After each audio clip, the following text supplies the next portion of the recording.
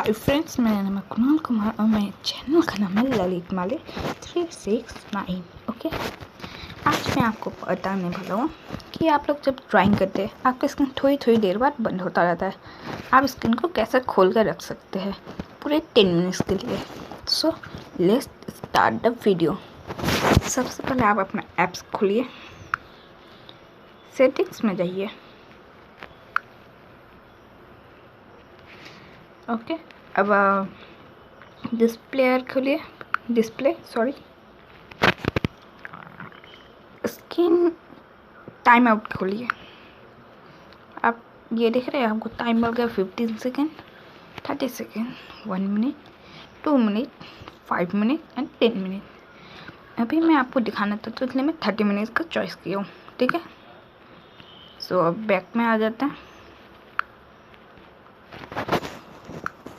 अब 30 मिनट्स तक काउंट कीजिए। 30 मिनट्स नहीं, 30 second, sorry.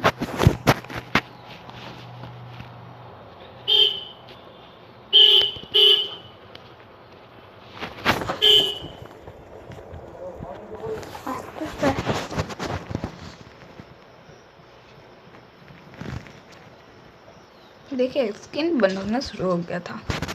So you like it and subscribe it. Bye friends.